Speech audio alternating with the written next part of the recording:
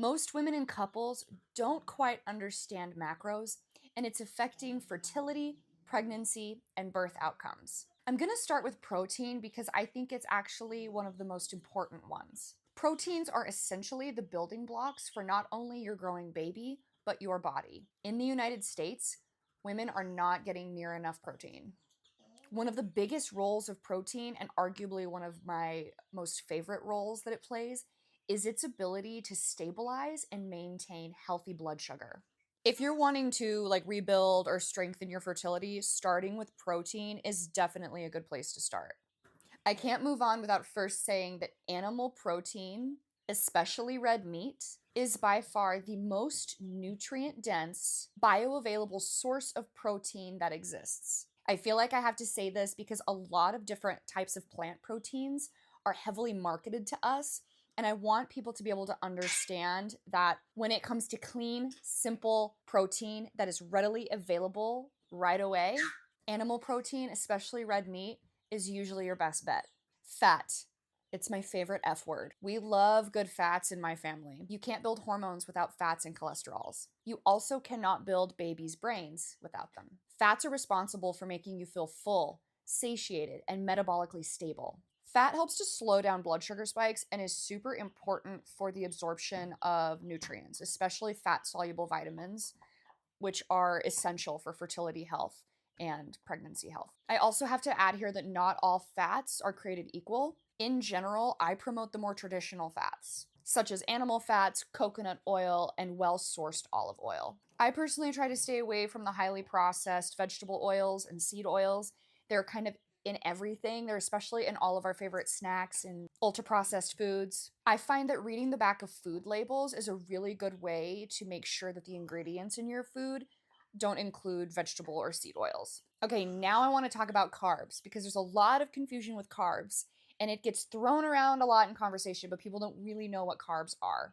A carb is anything that breaks down into sugar after the body has taken it in and sort of processed it. I consider carbs to live within three categories. You have your whole carbs, like your fruits, your potatoes, your rice. Then you have your processed carbs. These are the ones that I would be a little more wary of. Your breads, your pastas, cakes, cookies, potato chips. And then you have sugar, arguably the most destructive form of carbohydrate. Your juice, your sodas, your sweets. It's not that carbs are bad. I don't really want to tie a bunch of moral language to this. It's just that the types of carbs we're eating, for the most part, are not very supportive. Carbs that are sourced from whole foods are absolutely not the same as carbs that are highly processed and contain a lot of extra sugar and a lot of extra seed oils and a lot of extra ingredients. And the bone I have to pick with carbs is that we're usually choosing carbs over more nutrient dense options. Carbs just aren't very nutrient dense when you break it down, and we want to optimize nutrient density, especially when it comes to fertility, pregnancy, postpartum, and the reproductive phase of life in general. My next category is sugar. Even though I included sugar in the carb section, I can't talk enough about it.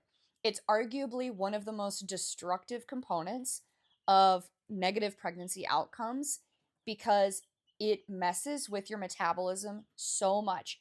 And pregnancy and childbirth is a tremendously metabolic event. It's arguably the most intense metabolic event you'll ever go through. Sugar will give you the fastest spikes in glucose. It's the easiest to overconsume because it's highly addictive. It's the biggest blood sugar disruptor, and it creates the most negative outcomes, not only in ourselves during pregnancy, but in our offspring. I think that what's really hard about this conversation in general is that all these unsupportive foods are everywhere. They're in everything. They're promoted, they're mainstream. They're lining the tables of our AA meetings. They're being passed out to our kids at school. They're in all of our airports and gas stations and restaurants. And it's really hard to turn away from these types of foods just in normal day-to-day life. This isn't about dogmatic food restriction language or anything like that. This is just informed consent. I think a lot of women and couples don't really know about this. They don't really know the reality of how important it is to nurture fertility. And ultimately, this is just about building more nutrient dense foods, prioritizing protein and fat, and being more mindful of low quality carbs. I actually break all of this down even further in my free guide down in the description below. It's called the Preconception Risk Reduction Blueprint, and it's a great resource to have if you're wanting to become pregnant or start your family.